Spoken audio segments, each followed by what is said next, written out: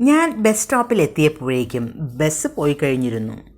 ഞാൻ സ്കൂളിലെത്തിയപ്പോഴേക്കും ബെല്ലടിച്ചിട്ടുണ്ടായിരുന്നു. ഞാൻ ഹാളിലെത്തിയപ്പോഴേക്കും meeting start ചെയ്തിട്ടുണ്ടായിരുന്നു എന്നൊക്കെ നമ്മൾ എപ്പോഴും പറയുന്നതല്ലേ. ഇതൊക്കെ നമുക്ക് ബൈ ദ ടൈം എന്ന ഫ്രേസ് ഉപയോഗിച്ച് ഇംഗ്ലീഷിൽ പറഞ്ഞാലോ?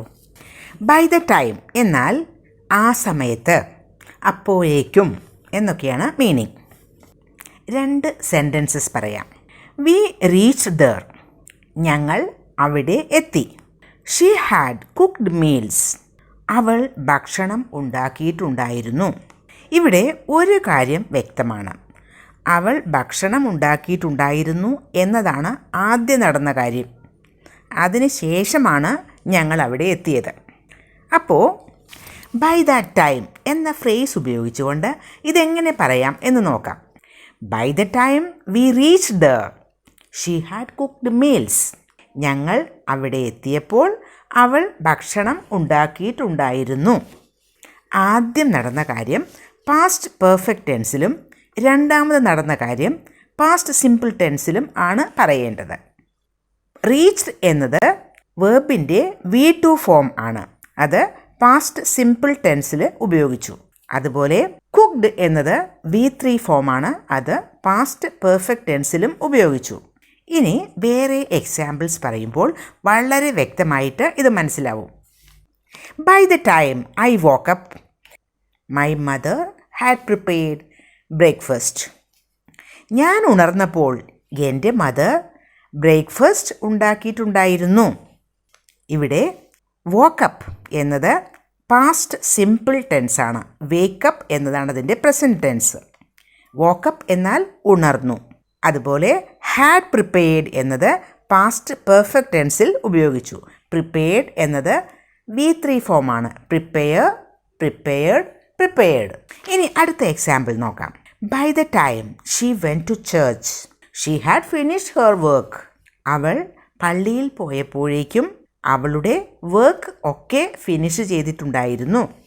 വെൻറ്റ് എന്നാൽ പോയി. അത് V2 ഫോം ആണ്. ഗോ എന്ന വേർബിൻ്റെ V2 ഫോം ആണത്. അതുപോലെ ഹാഡ് ഫിനിഷ്ഡ് എന്നതിൽ V3 ഫോമാണ് finished. Finish, finished, finished.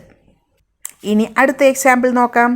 By the time you came, he had read different kinds of books.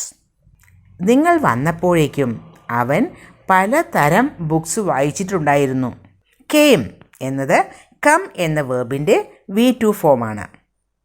അതുപോലെ ഹാഡ് റെഡ് എന്നതിൽ റെഡ് എന്നത് V3 ഫോമാണ്.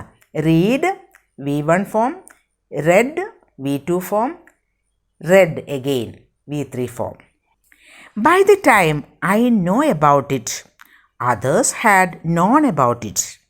ഞാൻ അതിനെപ്പറ്റി അറിഞ്ഞപ്പോഴേക്കും മറ്റുള്ളവർ അതിനെപ്പറ്റി അറിഞ്ഞിട്ടുണ്ടായിരുന്നു. ഇവിടെ ഐ ന്യൂ എന്നത് പാസ്റ്റ് സിമ്പിൾ ടെൻസ് ആണ്. ന്യൂ എന്നത് നോ എന്ന വെർബിൻ്റെ V2 ഫോമാണ്. അതുപോലെ തന്നെ ഹാഡ് നോൺ എന്നത് പാസ്റ്റ് പെർഫെക്റ്റ് ടെൻസ് ആണ്. നോൺ എന്നത് V3 ഫോമാണ്. ഇനി ഒരു എക്സാമ്പിൾ കൂടി നോക്കാം. By the time it started to rain, they had played football in that field.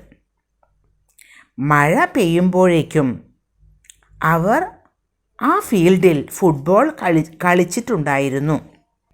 It started എന്നത് പാസ്റ്റ് സിമ്പിൾ ടെൻസ് ആണ്.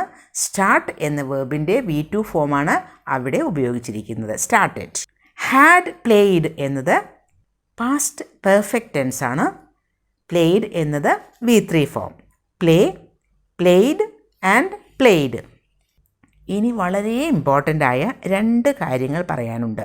ഒന്ന്, ബൈ ദ ടൈം എന്ന ഫ്രേസ് ഉപയോഗിച്ചുകൊണ്ട് കൂടുതൽ സെൻറ്റൻസസ് ഉണ്ടാക്കി പ്രാക്ടീസ് ചെയ്യുക. പിന്നെ വേറൊരു കാര്യം, ഒരു സെൻറ്റൻസ് എങ്കിലും കമൻറ്റ് ബോക്സിൽ ഒരു എക്സാമ്പിൾ സെൻറ്റൻസായി എഴുതുക.